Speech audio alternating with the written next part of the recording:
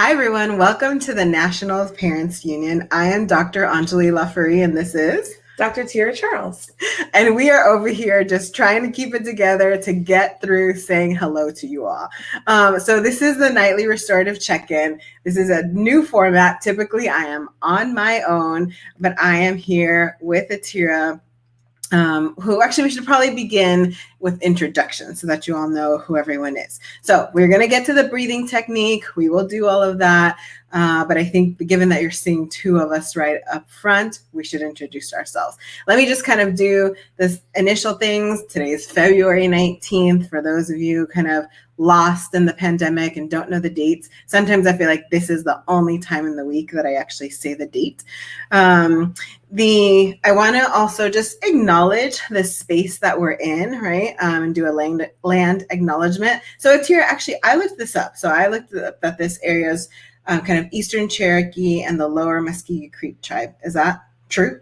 Yeah. Yes. There okay. are strong Indigenous and African heritage roots in the city that we're in. Nice. So we should talk. We're presently in Savannah, Georgia, and typically I'm coming to you from the state of Arizona, or what's known as Arizona, but is O'odham territory, right in the Sonoran Desert. So I'm a psychologist, I'm a hypnotherapist, right? I'm a consultant. I carry on this show, the Nightly Restorative Check-In. Marisol hosts the shows on Mondays and Wednesdays, but we need to say congratulations to Marisol because she just had a new grandbaby born on the 18th. I usually at this point, I tell you, make sure you go and check out her Monday and Wednesday shows, but she won't be there. The show will be going on, but she won't be there for a few weeks because she is grandma baby mooning. But this show is her brainchild, right? It's the brainchild of Marisol Quevedo. And when I think of the Nightly Restorative Check-In, are you really taking selfies of us right now, I like am. live? Yeah, you guys. Okay, anyway. So when I think of the Nightly Restorative Check-In, right, I think about what I want to be doing on Friday, which is this for sure, like hanging out with my people, talking, having someone check in on you. We're going to go get some food later after we're done. And we've just been playing and just being silly. Being silly. If we told you everything that it took for us to press live, you would be laughing right along with us. So, all right, that's orientation for the show. Atira, why don't you introduce yourself and who you are, and then we'll carry on with our normal other stuff. Okay, awesome. Hi, everybody. I'm Atira. So I've done a lot of important things, but my favorite and most salient role right now is being Enjolie's best friend. Her crowning achievement. That's my crowning achievement in life, I'm going on almost 2 decades of that. So super excited about it. But in all seriousness, I'm a diversity corporate executive. I am an educator. I'm a diversity scholar and thought leader. My work is around the area of diversity, around identity, and how organizations can create more inclusive, psychologically safe spaces. So we both kind of do the same thing, just in different contexts sometimes. I'm more business, less psych. She's more psych, a little less business. And when our brains are together, we're the whole thing. And so, yeah, I'm excited to be here. I was going to say, but not really. I mean, we really do both, Yeah, so for sure. We have watched one another. You've watched me do business and I've watched you do psych. Yeah, exactly. So let's also give context for why we are together. And thank you, Judith, by the way. So I'll flash Judith's comment that she loves how we made this work, right? Mm-hmm. So because, we are vacationing together and we don't live in the same state. And we're going to be talking about friendship today as well. So we should even talk about like how we executed this trip. And sorry, this is another part of the triad. Maria, I just want to say hey to you too. Hey, Maria. All right. So why are we together? What's going on? We're together because we both had flexibility in our schedules to be able to work on the road, and we decided to really commit to making time to see each other. We hadn't seen each other since COVID, and honestly, probably about a year or so before that. And so we just prioritized making the plan, and we're kind of Thelma and Louising around the Southeast area, road tripping and seeing cool places and eating amazing food. And that's kind of what we're doing. Now, what's interesting is while it's friendship that is bringing us together, we've basically also been locked in hotel rooms, co-working together, taking Zooms in bathrooms and hallways when we have overlapping time. Thank God for backgrounds, Zoom backgrounds.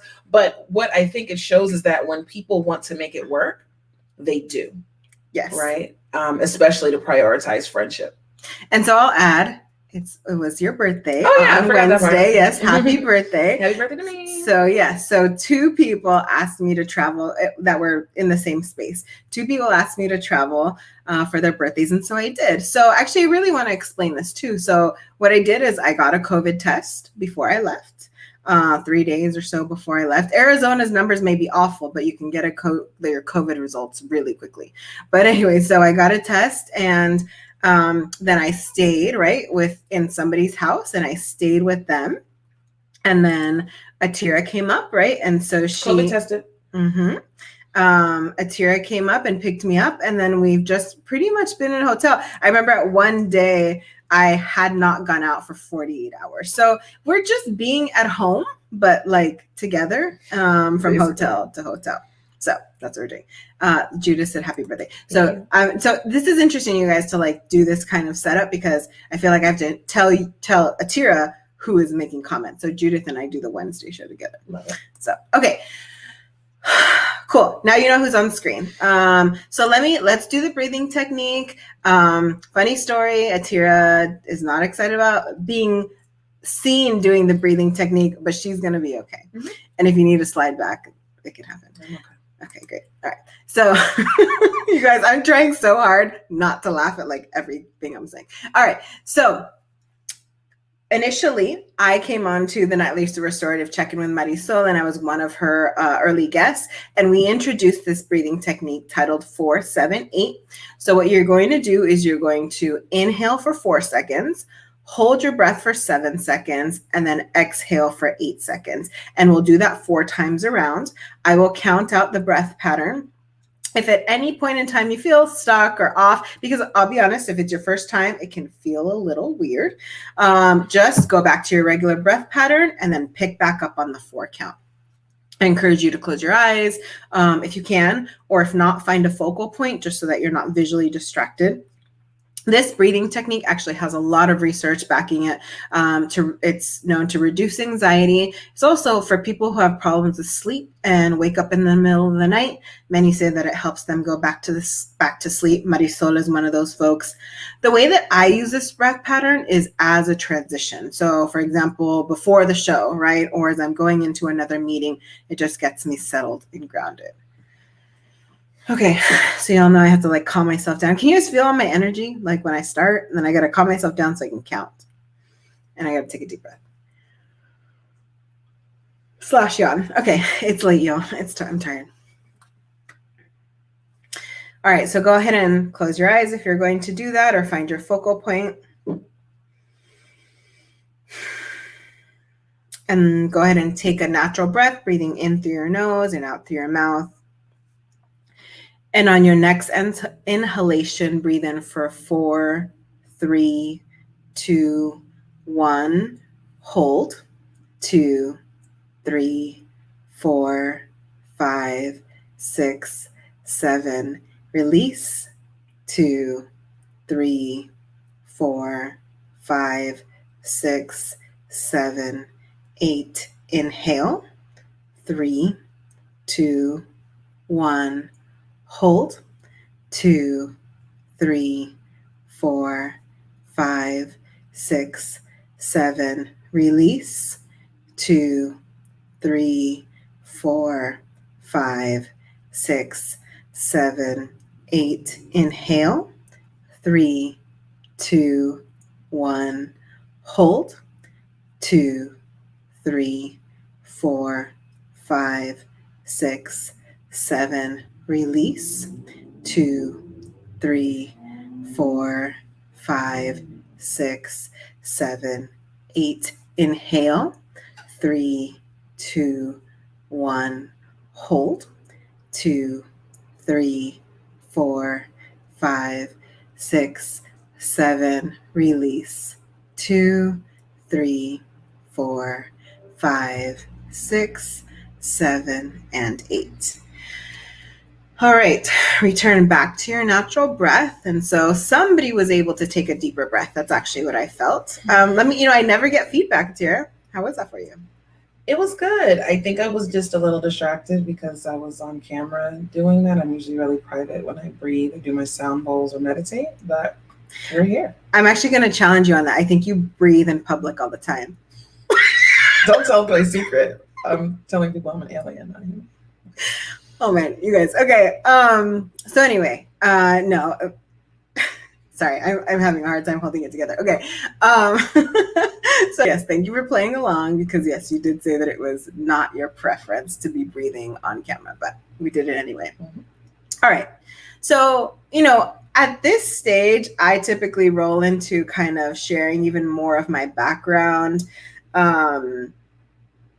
I think I want to just kind of have that be here through conversation, because it feels weird to just have you sitting next to me hearing who I am.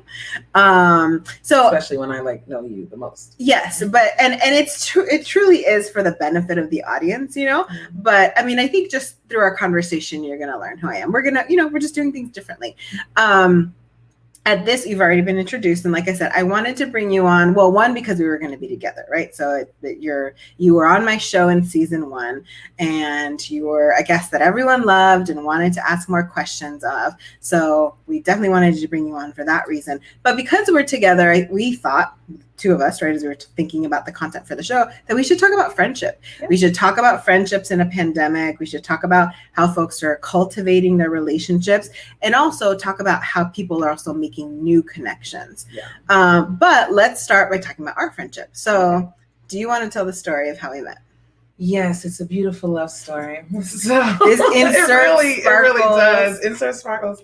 So these two young brown-skinned girls decided to go to Arizona State University to get our PhDs. We had big dreams for who we wanted to be. We were in our young, tender 20s, and we went to Arizona State, and we walked into, ironically, this will come back, our mandatory diversity training, right, in 2004, and we were the only people that kind of looked like us.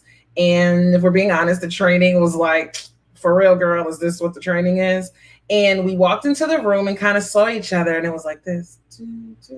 Insert the sparkles. And that's the beginning, and here we are, right? We haven't separated since, and we've been besties ever since. It really was like love at first sight in the friendship space.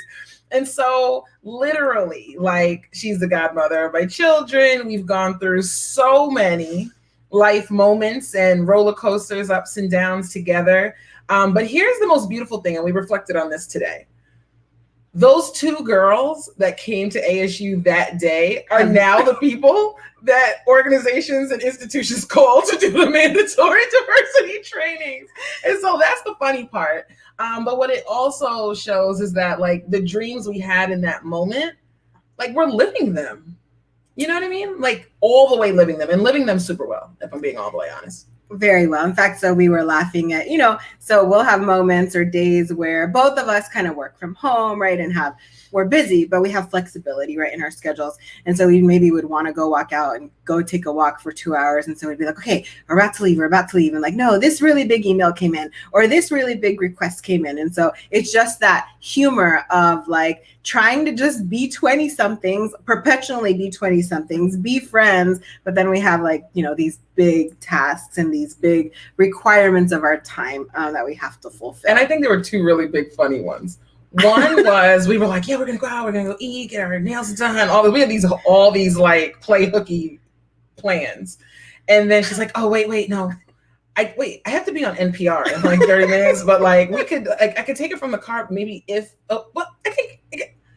Now you're bragging. Then this morning I'm waking up. Now, you guys know when you're sharing a hotel room with somebody and the lights go on, it's everybody's waking up. I had an early call, and I'm oh, I'm so sorry about the light. I have an early call with the CEO this morning. So all of our little moments that are taking away are really big moments where we're using our talents and skills and stuff. So it's fun. And I have to share my favorite moment of today has been, so I do a show in the mornings in Spanish.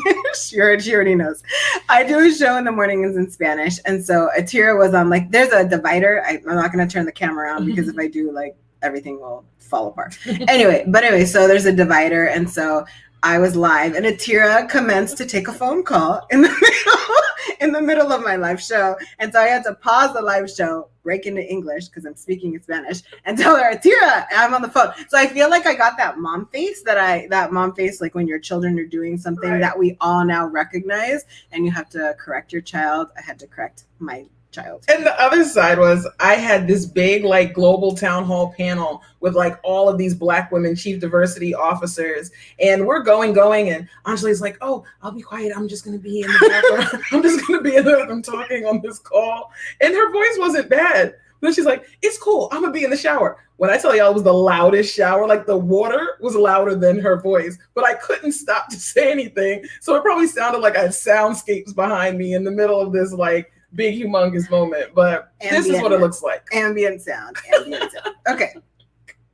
Oh Lord, we're doing, I don't know if you guys are having a good time, but we're having a great time. Okay. So, and thank you to all the comments. So if you have any questions like that, you want to have like 2 PhDs answer, we're willing to do that, especially if it could be on anything, but topics of diversity would be really well suited. Let's talk about friendships. Well, before we do that, something that just came to my mind. Okay. It's about friendships, though.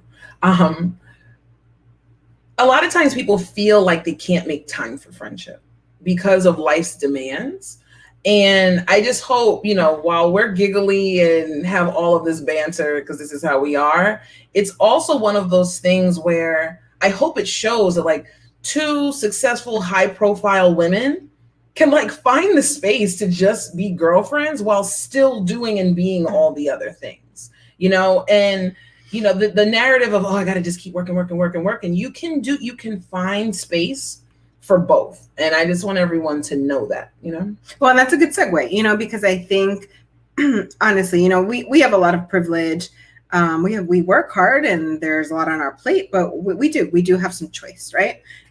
Some, you could say we've educated our way into choice, right? Yeah. And maybe social class and things like that allow us to have choice. But I know I want to acknowledge that not everyone has the level of choice and the freedoms that we have, and really the support, right? We both have familial community, family and community. Yeah. And I'm thinking about the Siwa Patli collective, right? That is my community. So, and I have my parents that are, with my kids right now, watching them so I could be here and be silly and do my work in Savannah. It's like there's community, and community matters.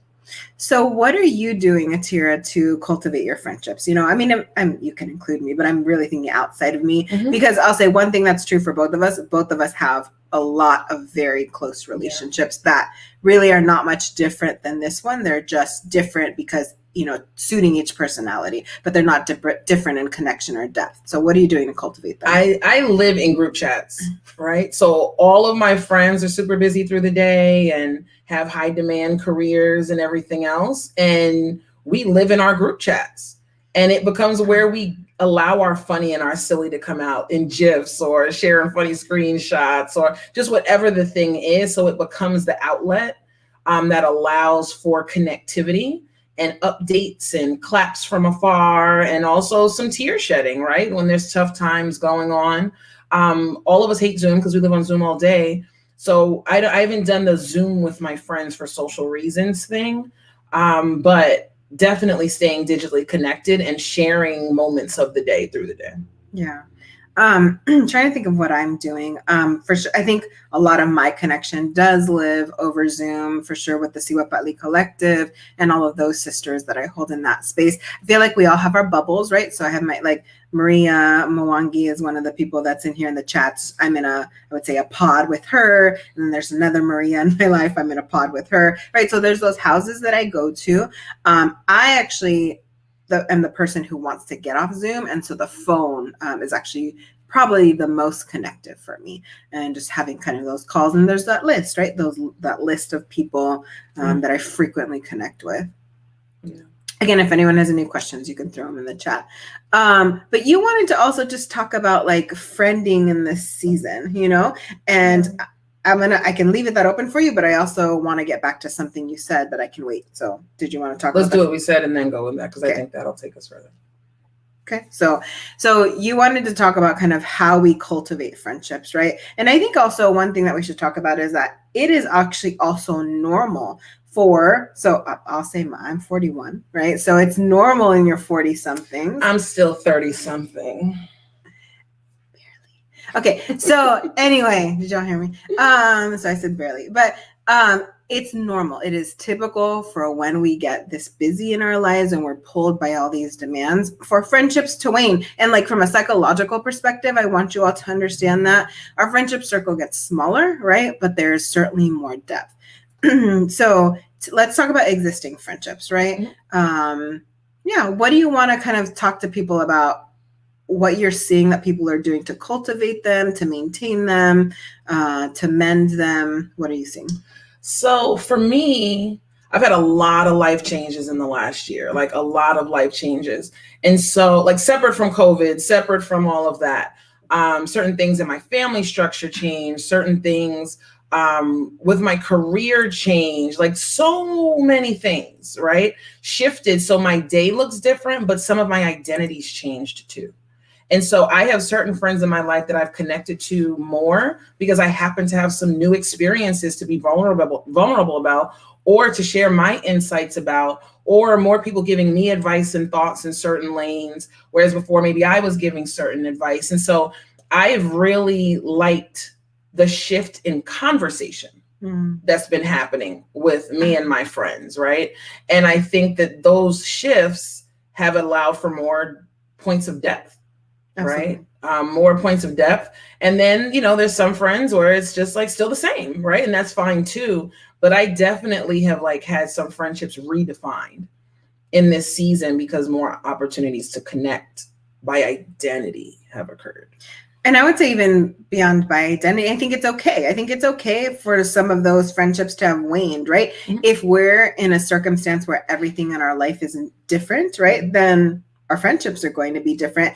And I don't think that necessarily means that the relationship won't last. There are some relationships that are ending, relationships, period. Yeah. Relationships, periods that are ending. And the time of stillness to be able to kind of reflect on that is a good thing. But not all the relationships are going to end. Some relationships need FaceTime, right? They need contact. Yeah. Others, right, need conversation. Because I was surely flying to Arizona, like in the next couple of weeks, if you didn't bring it by now. You were. And actually, we talked about that. We talked about whether or not you should, right, come, but because I was on my way, to the east. It was a lot. It felt this has felt like timely. This has felt like we needed it. And this is how I felt looking at the phone. Honestly, I'm like, why am I still looking at her on the telephone? Yes, like I'm sick of you in the telephone. So here we are. Because of our flexibility, more than anything. So I think, I'm thinking about what you said and trying to kind of summarize it a little bit too, of just honoring the transitions and allowing those transitions to speak to the relationships that give you depth, or where you're able to have more depth. Or also, I would also just kind of being aware of like the ones that are lighter and more superficial. And that's not bad. Like, It's not bad. I think, so we have layers of friendship, and it's interesting that I'm saying this because you defined a layer of friendship for me. So to give you all context of, Atira and I have seen each other through very difficult times in our life, like the worst, to be honest, and the best. Mm-hmm. So when my husband and my father were passing away, Atira would have dreams about me. And so she probably had two, and she'd be like, I feel like you're not okay. And I was okay, but I was doing brave girl, strong face, and keeping it all together. And so then she, would call me. She's like, I've had a second dream. You're not okay. So I'm going to come down and see you. So I always say Atira redefined the level of friendship for me, as far as there are some friends that like literally would wipe you up if you messed yourself. Like, this is the level of friendship that Atira like to find. Just bring me in the toilet. You're my professional wiper. Yeah. No, this is metaphorical, guys. Just FYI. But yeah, but we did talk about a love story. But anyway, and that's okay. And that's what I'm saying. It's okay for there to be different levels of friendship.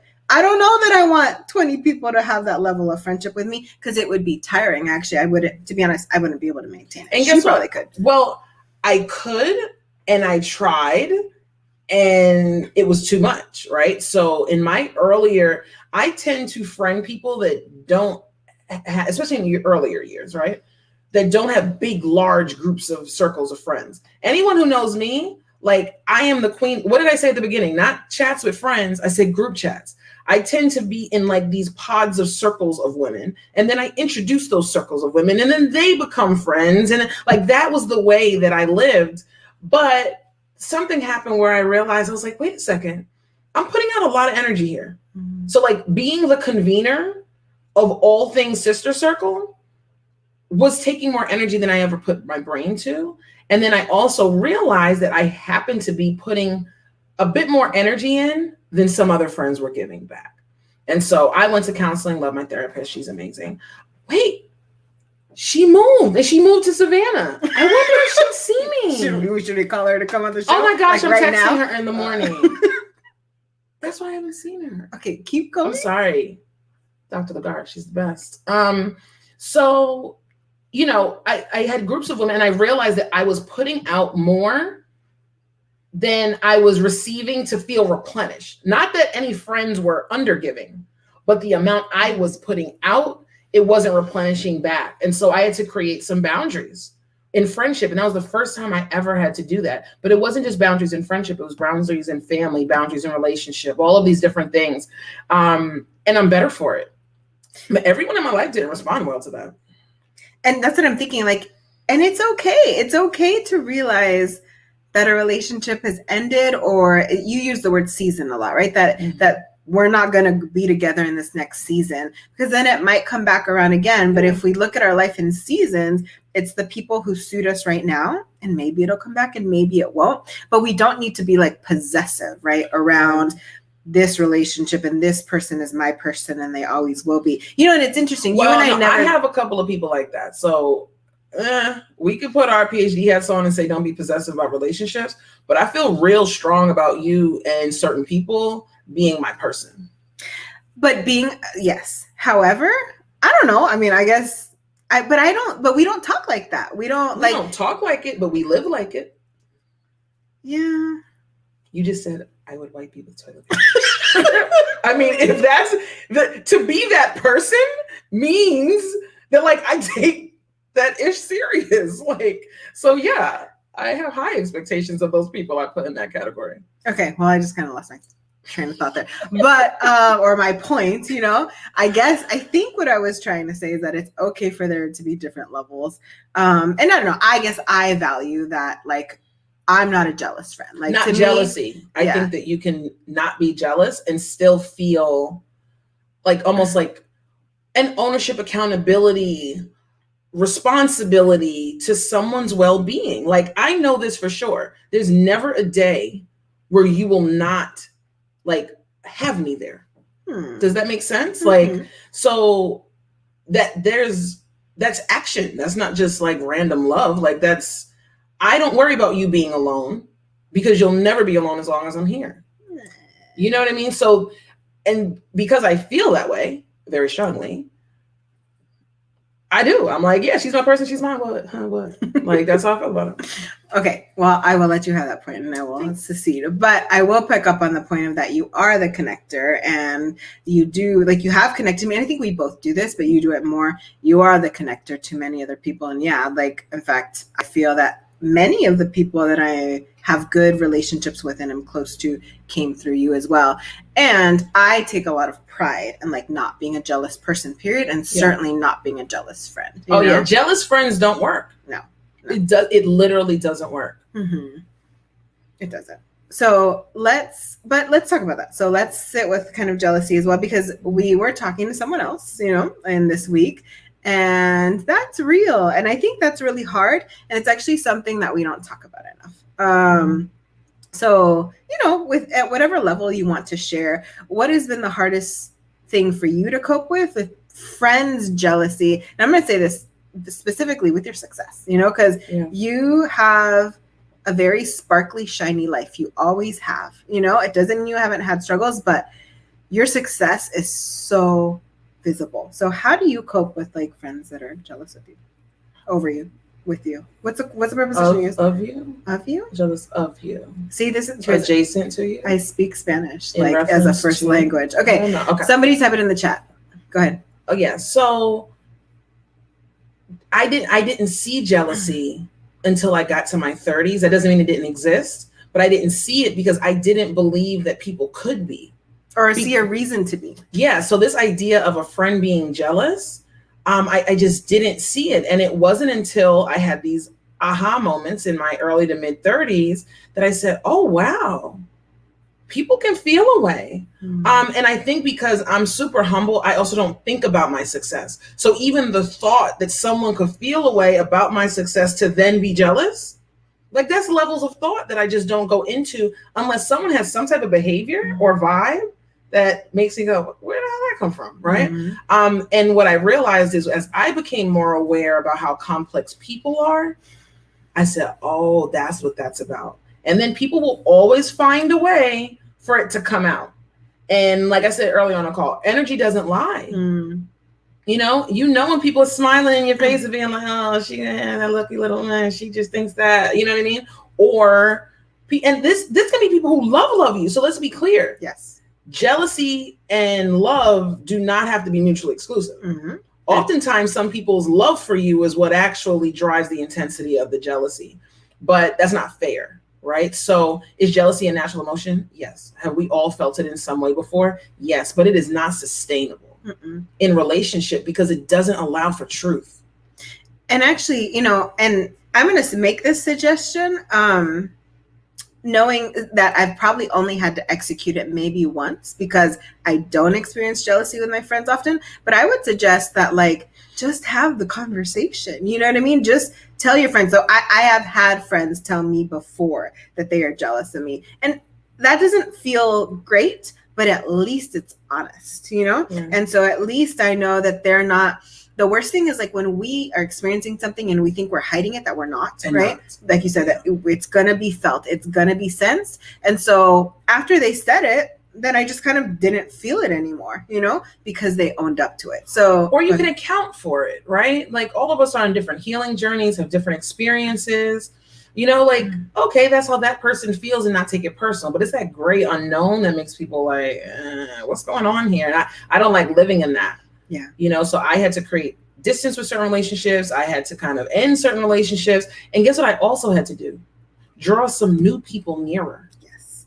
So that's a good segue. So because I've made some amazing friends during this pandemic that I hope that we maintain our level of friendship. And it has been facilitated by Zoom and all these kinds of things because now, what people don't realize, I think, about people who do the kind of work we do, we always did our work separate and apart and in different spaces where our family and friends didn't get to see it. And then where maybe we weren't with people that were as similar as us. And so now the reason why we're thriving is because our work is so public, right? Whereas typically it's been not private my work has been private. As a psychologist, my work is exceptionally private. Literally, I always used to say, my client is the only one who gets to see me shine sometimes, right? Yeah.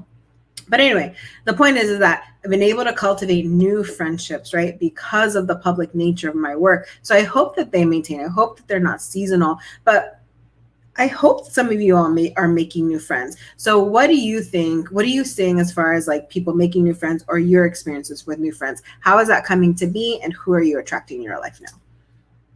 Yes. I'm going to use in my head, I'm thinking of one person, right? And I'm going to speak to that because I think it kind of speaks to this the most. So I met somebody through a friend, okay, right? I'm leaving it genderless here. I'm totally kidding you guys. We talk about the other paper. So I met a friend through a professional opportunity, to your point, right? All of these things. Met a friend and it started off talking professionally, right? Just sharing information. And then it moved into this very personal type conversation, intimate conversations about our childhoods, intimate conversations about where we're at in our life, what our next steps are going to be personally and professionally. Just totally. And I mean, in theory, this was a stranger, but me and that person took probably 100 steps into vulnerability and intimate friendship and haven't even met yet. You know what I'm saying? And so it's these things can happen, and I think they're beautiful when they do. And I know we joked about man or woman at the beginning, but like I've made amazing male friendships during this time. I've made amazing female friendships during this time that are new post-COVID people. Yes. Yeah. In fact, I flew out, one of the two people that I flew out here for, this was the first time that I physically met her. I've been sitting in Zoom land with her forever, right? We've been communicating in all these other ways. Although it seemed weird when I thought about it, and I got off the phone and I was like, I'm about to fly to Atlanta for somebody that I haven't met, and this is weird. And I had my little exit strategy in case she and her family were crazy that I didn't have to use. But no, I mean, I knew her. I felt like I knew her in so many ways and at so many levels of depth, because we are cultivating relationships with this FaceTime, with this conversation time. And so it is, friending is different. Go ahead. And I think it shows, like, I was like, any of my friends know me. I am the most like touchy, cuddly person like ever. Right. Which you've been really good with me. Like I know, because I'm letting you get used to me being physically around you, but we still have like days left, so get ready for hugs and cuddles. But hold on, those plastic dividers in the store? The COVID one. I'm about to go take your car and go jack one from the grocery store. Okay, go ahead. But no, I think what this era shows us is that it doesn't have to be physical. Yeah. Closeness doesn't have to be physical. Vulnerability doesn't require physical contact.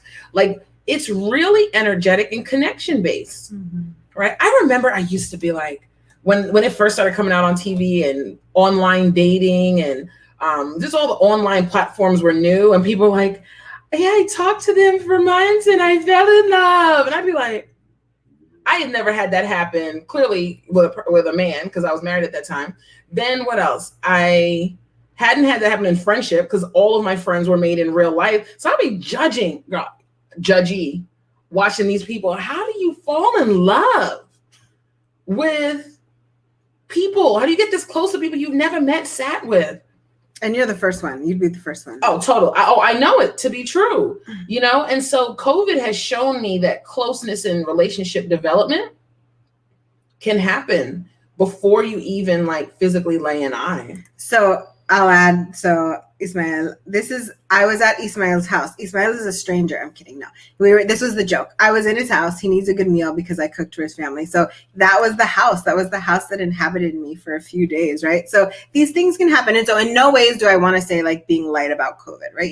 It's important. We have to take precautions, but you guys heard me, right? You heard all the precautions that I took. But yeah, now I have Ismael's family and his wife. I met his sister and brother-in-law. They had awesome lemon vodka. What was the name of that? Can you type it in the chat? It was great. Oh yes, in fact, if Marita's in the call like around the phone, if she's on the live, and you and your husband bought a lemon kind of liqueur that they're talking about. Okay. Anyway, but yeah, I'm losing my train of thought here. But the point is that, yeah, we can reach these levels of depth. Mm-hmm. And it is with these calculated risks. But I think overall, like, we are having to kind of we're being invited to reconsider what is it that keeps that glue together in our relationships and our friendships, and it's connection. And however we can cultivate connection, that's the stuff that's going to kind of see us through. Yeah. I'm thinking so both of us were educators at one point, right? We're still educators. You're right. True. Actually, point taken. We educated in educational institutions. Yes, we were. We live at another place. Yes, we used to be educators in higher ed. And now, yeah, actually I do. I feel like I teach more now. Mm-hmm. Now we're just teaching in consulting capacities, right? Or nonprofit or for-profit, right? Fortune 500 spaces. But anyway, that was a space where I typically was having conversations about how you maintain these connections in online learning. Connection is connection. Connection is about demonstrating care, support, attention, remembering, putting in some effort, right? Seeing a person for who they are. If we do that in any relationships, guess what? They're going to go well. Yeah. And engagement, right? So I do believe, while, she made it sound like I could fall in love in 50 seconds with anybody. What I do know is that engagement matters, right? So quantity of interaction is something that's really important. And I think traditionally we've looked at quantity of interaction as physical time spent. Mm-hmm. And I think what COVID has shown us is that it isn't it doesn't have to be face to face. I could say this, 3 new people in my life that have become closer friends to me. No. My children. Aww. Like, they're legit my little homies. And it's because I spend 24 hours a day, 7 days a week, right, at home with them. And so I've gotten to know them as humans in a different way. I've gotten to see them. I've gotten to hear how their classmates talk to them, how they talk to their teachers, how they operate in the chat room with their friends. Like, it's a eye into their world as little people that I wouldn't have had before. And I've also seen some of their personality traits come in to be more caretaky with me. Or one of them is like the protector, and he makes sure that the doors are locked. And then, my daughter, she's just become way more vulnerable in the way in which she expresses herself. And we've found connectivity in that lane that we didn't have pre-COVID because we weren't sitting in the same space with each other the whole time. I've definitely heard many people just say, like, kind of, I remember at the beginning of the pandemic, actually, somebody from the collective, Tracy, she was on the show. She really talked about, in a tearful way, like, how did I get so distanced from my kids? Because like, they're cool and they're the little homies. And I just, out of busyness, right, kind of got away from them. Yes. Yes. And so I think that has been an opportunity, right, for families or relationships where there's a good foundation. So I will say that what the pandemic did is exposes kind of any holes, So if there were any challenges in the relationship, being together 24/7 was going to expose that, right? And we really need to be away from one another 10 hours a day because we can't function. Again, no shade. Like, some relationships just need that, right? We're seeing what our relationships need, but others, it's like, no, it's a reconnection and a reestablishment of that glue. Go ahead. Yeah, and I'm a misser, right? Like, I miss people really hard. I probably sometimes maybe even miss people more than I like love people. I know that sounds crazy, but the emotional driver of once I hit a point of missing somebody, that is my most kind of emotionally volatile space. I was the kid that after like a sleepover or a party and my friends were driving away, I cried looking at them in the window, wanting them to come back.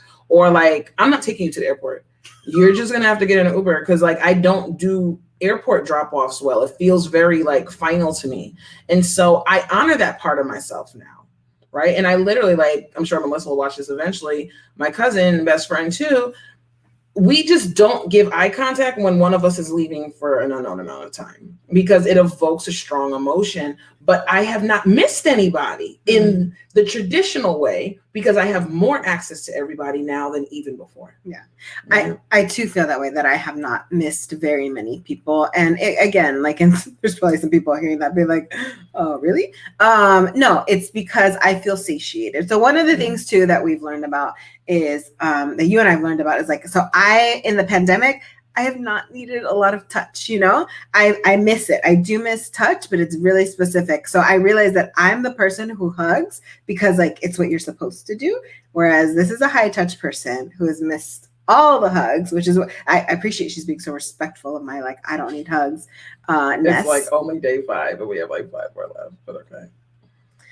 Anyway. We're just going to keep it rolling how it is. So anyway, but the point is that like, you also need to respect, right, kind of people's physical touch needs and boundaries. And that's also, I think, something else that people are learning, right, and is being revealed, in this pandemic. This did show me, I used to think I needed way more than I thought I needed. But I've really, and who knows, maybe I've just adjusted. And I also have 3 children. Yes. That like to cuddle, lay up under me, and are always there. So it may be that it's just kind of like getting satiated. Shifted and just getting satiated. So I have not felt without touch through this COVID time. But you realize you're talking about your children right now, right? Yes. Okay. Yeah. And we love pillows, and we love blankets and fuzzy socks, and we rub our fuzzy feet socks. Like, it's a thing. And I think that has kept us, feeling connected, because I have plenty of friends like you had about a month where COVID was just like, holy crap, I've been like locked in the house by myself. But you then made like choice to start kind of engaging out into the world a bit more. So I also understand there's privilege to having children at home, or some people have a mate at home, or people who, Let's bring it back to our children, actually, because I think that, we're talking about friendship as adults, but I really am thinking about the kids and how like they're missing their little homies, and also they want to make new friends. So I'm actually thinking specifically about my nephew. We'll see if my sister and brother-in-law watch this later, but talking about Emmanuel. So he started a new school because his school shut down in COVID, and then my sister's a principal, so she had access and means to be able to quickly get him into a new school.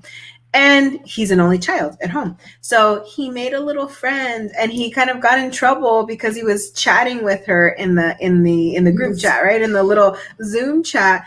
And they got in trouble, but it was like all he wanted is friendship, And so That's true. it is, my heart goes out to our kids, right? Because they are the ones who are missing out so much on their friendship connections. Oh yeah, Xavier had a situation like that. That's my like most lovey-dovey child, right? Any woman who gets him, let me say person. Sorry, person that gets him is gonna be really lucky. Yeah, really lucky because he's so attentive. So again, in the Zoom chat, and he said, "Mom, the teacher saw that we were chatting in the Zoom." I said, "Oh, what's the problem with that?" Said, "No, there's a rule that you can't have private chat because you this. And then he told me, he said, "Mom, that's the worst part of COVID." He said, "You get to," and this is interesting from a 9-year-old. He said, "You have no privacy with your friends." That was the language he used. And I said, "You're right." Because even he's had one friend or two friends in this whole year that he's had interaction with. I would never leave them alone. I'd be kind of watching them to make sure that they make sure they are being COVID safe. And so if you think about it, there's no privacy to children when they do have those moments because everyone's watching the kids to make sure that they do the right thing. Well, I think they don't get time to just connect and be silly. And we're all like that. Like, so I've noticed there's been some calls or just interactions I haven't been able to have in the same way I would otherwise, it's like, because there's somebody here. And so like, I just want to say it to that person. I just want to communicate with that person. And I think that that's absolutely what our kids want. Oh, Maritza. So happy belated birthday. So Maritza's a part of this, a mysterious friend that asked me to come to Atlanta. So Maritza is what brought me out here. But yeah, so what did you do? What have you done to cultivate? So the twins, so you have twin boys, I'm their godmother, and then Nyla's your eldest daughter. What have you done to cultivate their desires or needs for friendship? So with the boys, because most of their friends' parents, I know, of course, everyone's being super safe, right? And a lot of us have grandparents in our families. And so because we have some people in our family with health challenges, we haven't been able to be as flexible as we would have liked to be, with them having more friends, because it's not just the kid, it's the kid and who they were around, and the kid who they were around is right around. And so the kids honestly have only seen one friend. The twins have only seen one of their friends in real life like twice since COVID. I mean, that's crazy. But have you done any like scheduling Zoom meetings or FaceTimes and whatever with the kids so that they can talk to their friends, or not so much? Yeah, no, not really. Yeah. But the twins are different, right? Because they have each other. They have a built-in bestie at home. I asked them, I said, "Do you guys want to go back to school?" They're like, "We thought about it for a while, but like, we like being home, and the couch is here and the fridge is here and you're here. And I have my brother, and like that equals," they're like, one of them was like, Uber Eats comes here for lunch. Like in their mind, we don't have to just make sandwiches anymore. So like they're seeing it like they're in resort living. But my teenage daughter, that's tough. It's hard to start high school never stepping a foot in the building. And we live across the street from the high school, and she hears the bell all day. That's tough, right? Every time I hear the bell, I like have empathy for her, but she's also asthmatic, and we just can't take the risk. And so she has created a whole digital world. And, people say, "Oh, these kids, they're in their phone all day." They're in their phone because that's their world, right? Like, that's where it is. And so we do have to monitor her and make sure that, she's not living all the way in her phone, but she's been very connected. And usually pre-COVID, she doesn't go out much. Like she likes to so her interaction point doesn't look very different post-COVID, but her yearning for interaction has changed. Yeah. And so she's now just starting to want to maybe go see a friend or two. And I let her do it because I'm concerned what happens if I don't, at this age. One thing I think from a psychological perspective is that especially for our teens, belonging and being a part of a group that developmentally is what they are supposed to be doing. And it helps them kind of confirm or identify their identity, right? And so it is not small when our teens are saying that, like, they miss their friends, that they're regressing, right? That they're doing worse,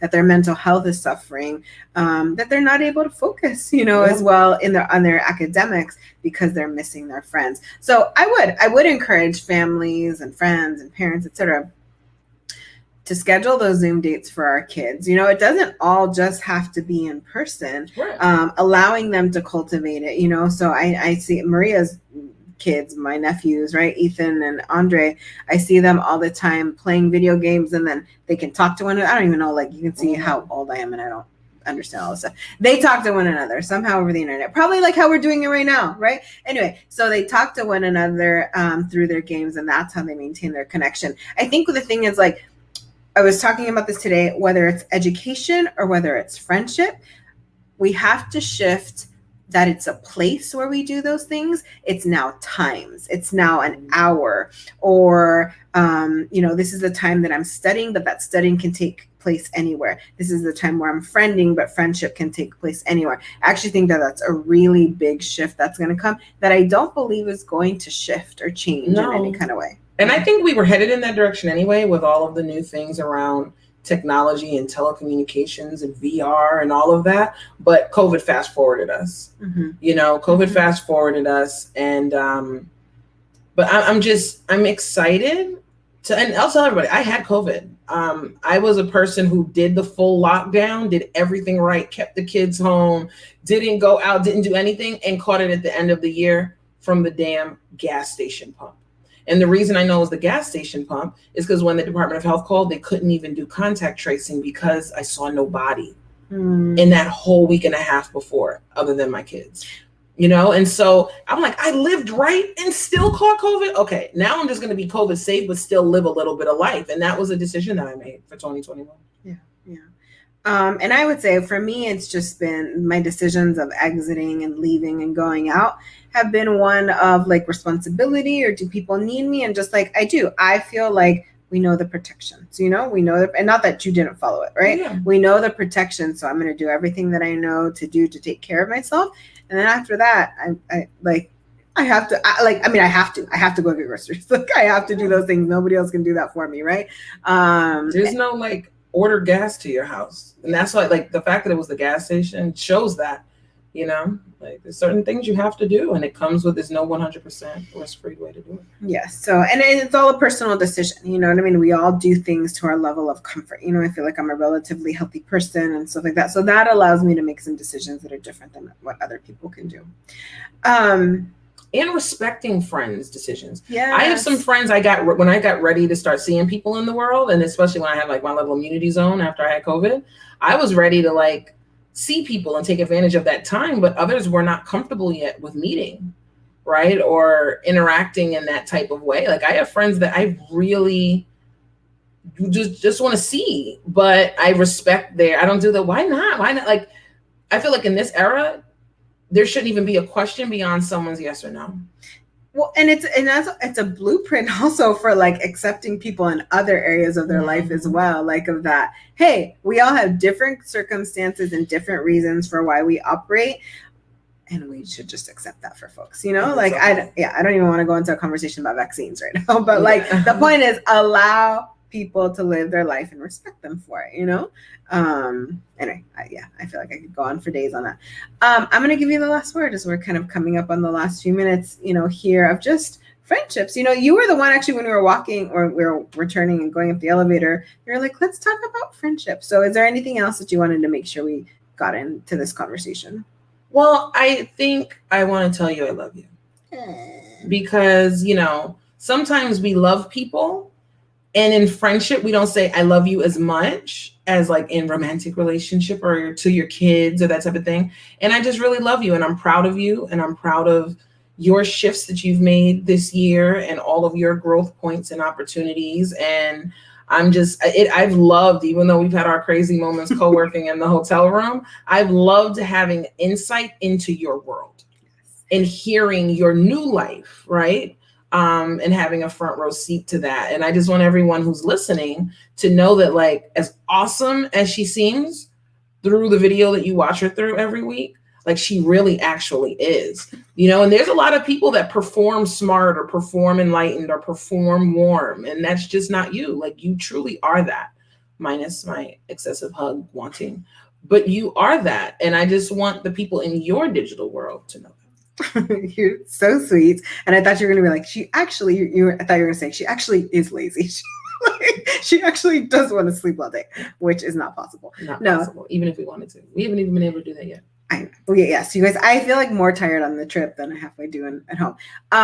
No, and actually, one, thank you, but I want to say something before that. The interesting thing is that you and we don't talk about work a lot. And so this is the most work heavy experience we've ever had, you know?